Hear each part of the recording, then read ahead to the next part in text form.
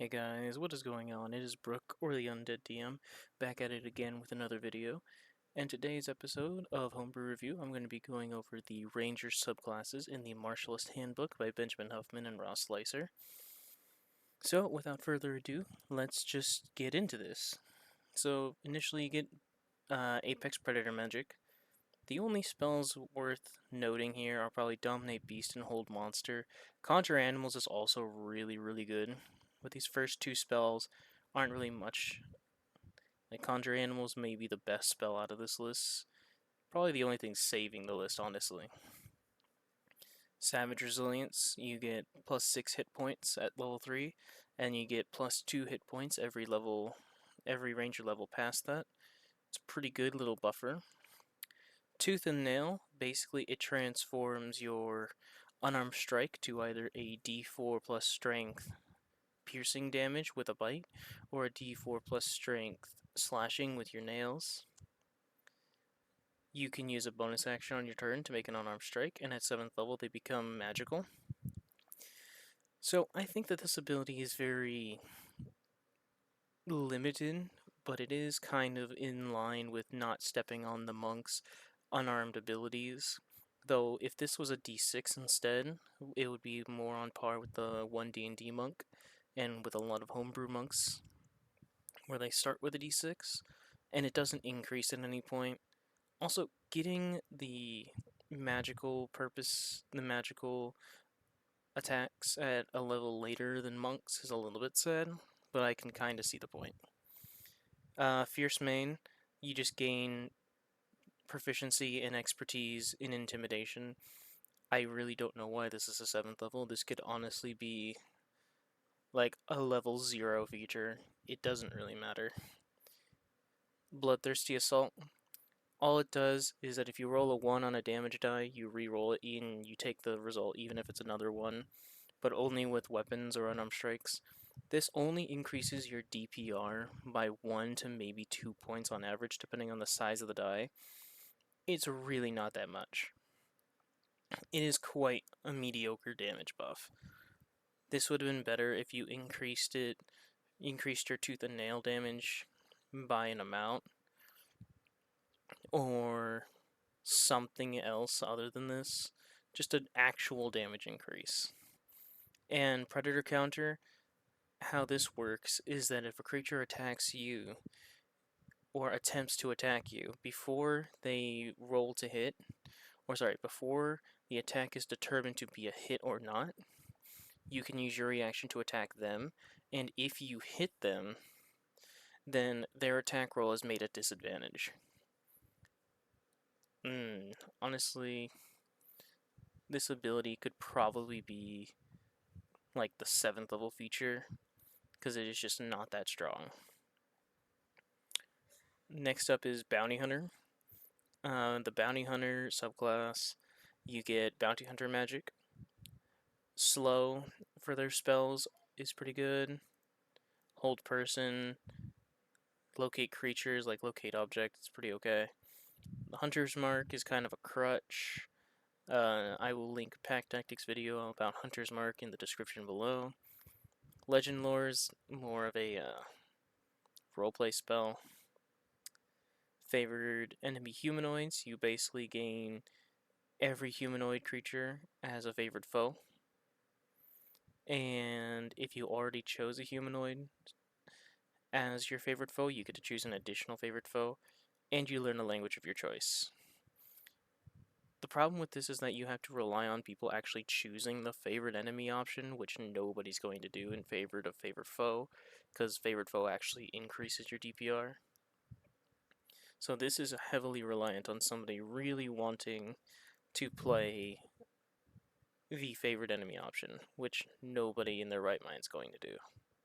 If you're trying to be an optimal ranger, you're not going to take this. Efficient Takedown. When you take the attack action, you can use a bonus action to make a weapon attack, and you don't add your ability modifier unless the modifier is negative or they are one of your favorite enemies. Not that much of a damage increase, not very much, not even really a damage increase at all. It's basically 2 weapon fighting, but only for weapon attacks against your favorite enemies. It's really not that good.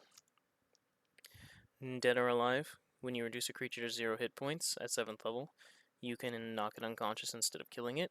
And if you hit with the bonus action attack granted by Efficient Takedown at level 3, you can instead make that attack deal no damage and reduce their speed to 0.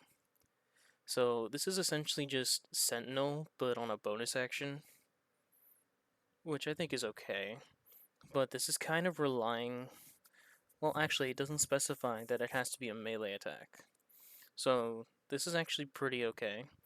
But the fact that a person can just take Sentinel at level 1 and get this ability 6 levels earlier than you is a bit sad.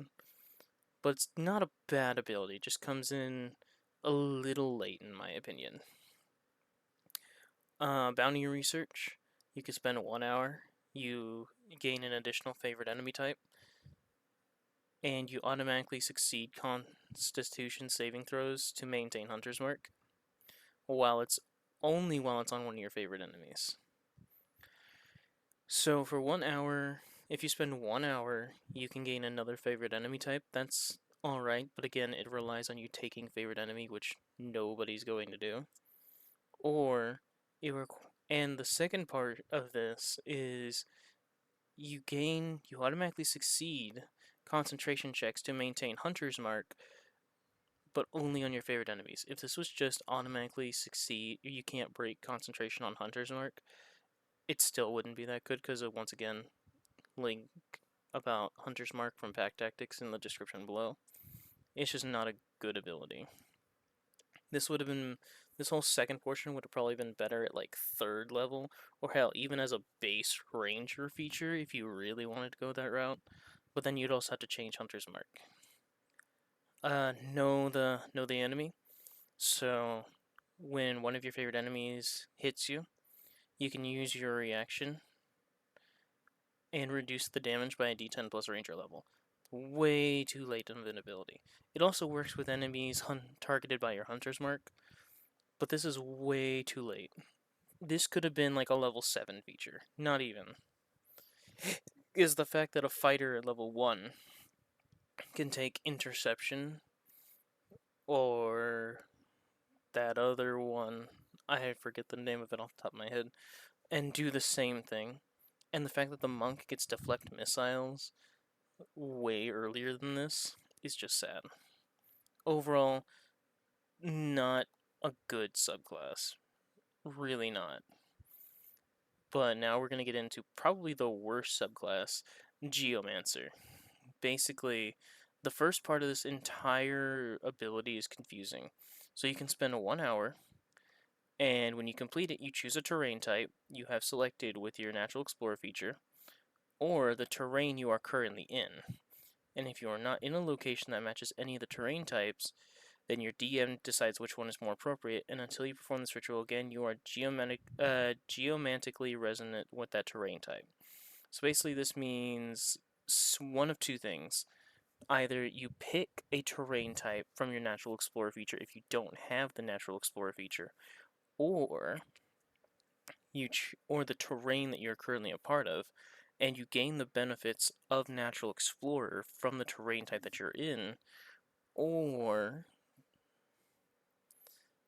you spend an hour, you get an additional terrain type from Natural Explorer, or you gain an additional type based on the terrain that you're in.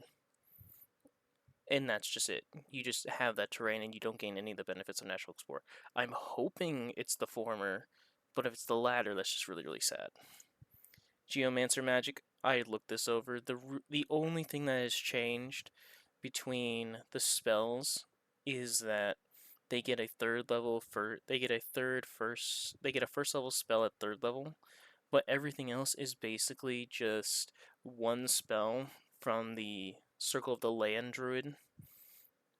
So the Arctic, you instead of getting both Hold Person and I think Snowstorm or something like that, you get that. You get Sleet Storm, Ice Storm, Cone of Cold. It's fine. The spellists are fine. It's pretty good actually. But the fact that you're only getting 5th level spells at 17th level is still kind of sad, but then again, Rangers aren't going to get 5th level spells until then anyway, so not really that much of a problem. Invoke the elements. The first time you deal damage with a weapon attack on each of your turns, you could deal an additional d6 damage based on what terrain type. So this is, again, relying on the fact that you're choosing favorite terrain, but also it's relying on the fact that which one do you get to choose? Because if you have multiple, because of, once again, geomantic resonance, if you have, say, Arctic, but then you geometrically resonate with, like, the desert, do you just get to choose one, or is it just whichever one was granted by your geometric resonance? It doesn't state. Oh wait, yes it does. It depends on geometrically. So basically, this would only work if you're geometrically resonating with a certain terrain. So you get cold for Arctic, acid for the coast, fire for the desert. You could see all the chart right here if you want to. An additional d6 damage of the supposed type. You'd never really want to go into a swamp because poison is like the most resistant damage type, and then you'd also never want to be in a desert because fire is also heavily resistant. But I guess it's fine. Geomantic recovery. So during a short rest, you can choose expended spell slots, and they can have a combined level equal to or less than a third of your ranger level, and they can't be 6th level or higher, which doesn't matter because you don't get 6th level slots anyway. And once you use this feature, you can't do so again until you finish a long rest. So if you're a 7th level ranger, you can recover up to 2 levels of spells. So you can either recover a 2nd level spell or 2 1st level spells. It's alright. A little bit later than Circle of the Land Druid, where they get it like level 3 or level 2. But it's alright. Strength of the Earth. When you finish a long rest, you gain temporary hit points equal to twice your ranger level, and whenever you finish a short rest, you gain temporary hit points equal to your ranger level.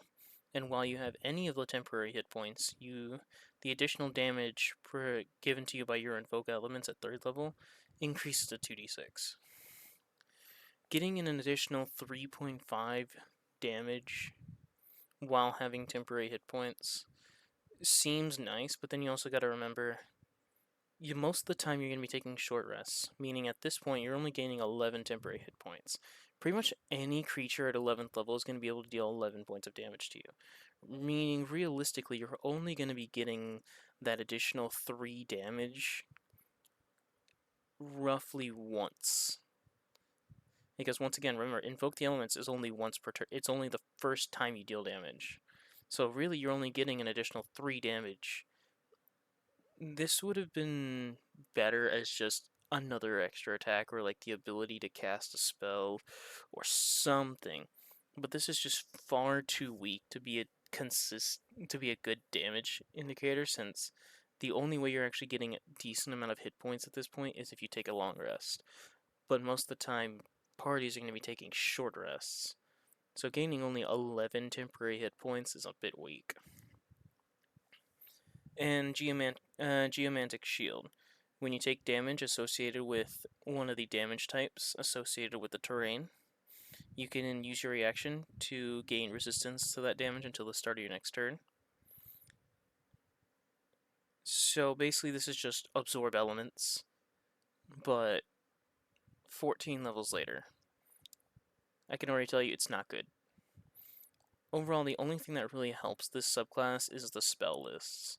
Everything else is just kind of mediocre, or comes in way too late, or later than what most other classes would get at a similar ability, but earlier. Finally, we get Spirit Guardian. So you get spells. Unseen Servant's pretty good. Conjure Elemental. The rest of the list I really don't care about. It's alright, I guess. But then you get Elemental Bond. This is basically the Totem Barbarian for Ranger. You basically choose one of the spirit animals from either a bear, a cat, a snake, or a bird, and you gain different effects from whichever one you pick. You also learn how to speak Primordial. And whenever you make a charisma check to interact with elementals, your proficiency is doubled. So you get Spirit Strike, also at 3rd level. Whereas a bonus action, you can choose one creature you can see within 60 feet of you, and the first time you hit them with a weapon attack before the start of your next turn, they gain benefits based on which one you chose. So the Boulder Bear, they take a d4 force damage, and their speed is halved until the end of their next turn. For the Fire Cat, they deal a d4 damage, and they shed Bright Light out to 10 feet and dim light to another 10 feet. And until the end of its next turn. So basically for the duration, they can't go invisible or become hidden. The River Snake, they deal a d4 cold damage, and they suffer disadvantage on the first attack roll or ability check they make before the end of its next turn. And the Thunderbird, they take a d4 thunder damage, and you could push them 10 feet away from you. Mind you, the only difference between the Totem Barbarian and the Spirit Guardian Ranger is that once you pick your elemental bond with one of the creatures, you can't just choose a different one. You have to stick with that one for the entire time. So Elemental Aspect, you get an additional feature granted by one of your spirit bonds. So for Boulder Bear, you gain 7 hit points, and you gain an additional hit point every single time you gain a level. And you have advantage on saving throws against disease and poison. For the Fire Cat, you have an increased walking speed of 10 feet, and whenever a creature within 5 feet of you hits you with an opportunity attack, they take fire damage equal to your proficiency bonus. The River Snake, you basically gain a swimming speed equal to your walking speed. You could breathe both air and water, and you could take the disengage action as a bonus action. And the Thunderbird, your high and long jump distances are tripled. And after you end your turn, the first creature that makes a ranged weapon attack against you before the start of your next turn makes that roll with disadvantage. So far, the Spirit Strike ability is pretty okay. They all deal the same damage. It'd be better if they were a d6. And they do have pretty decent effects tied to them. This is so far probably the best one. And that's even more evident with Elemental Aspect, where they gain pretty good benefits. At 11th level, this is very important because this is where the damage should be. So at 11th level, when you hit a creature who's under the effect of your Spirit Strike, when you hit the target of your Spirit Strike with a weapon attack, your Guardian Spirit continues to harry the creature until the start of your next turn.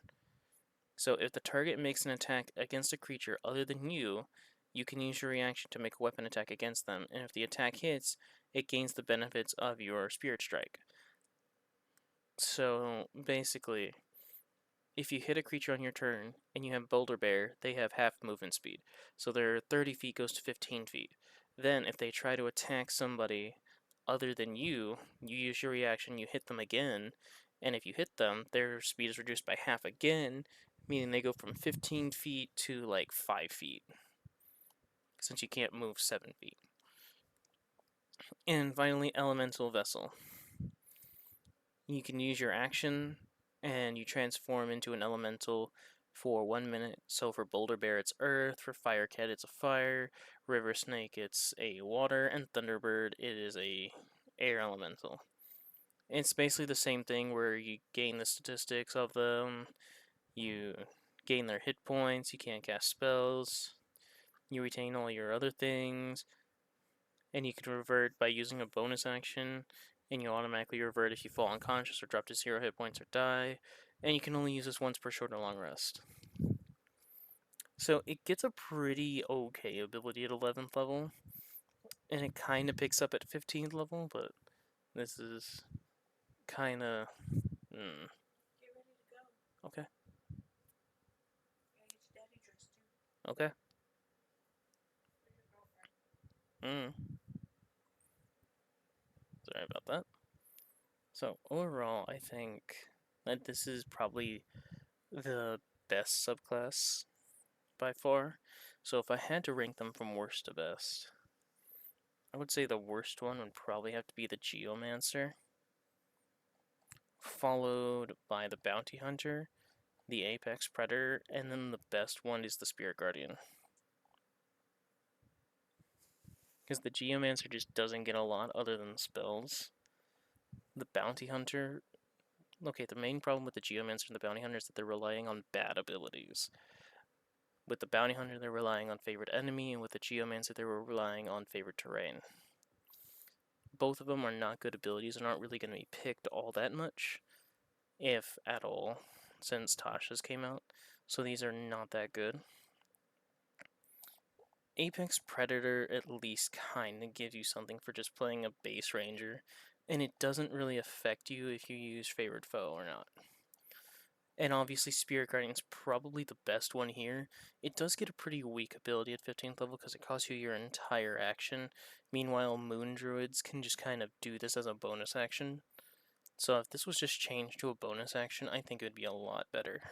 And the fact that it's only once per short or long rest, and a lot of players are going to be taking short rests anyway, this is by far the best ranger subclass in this book.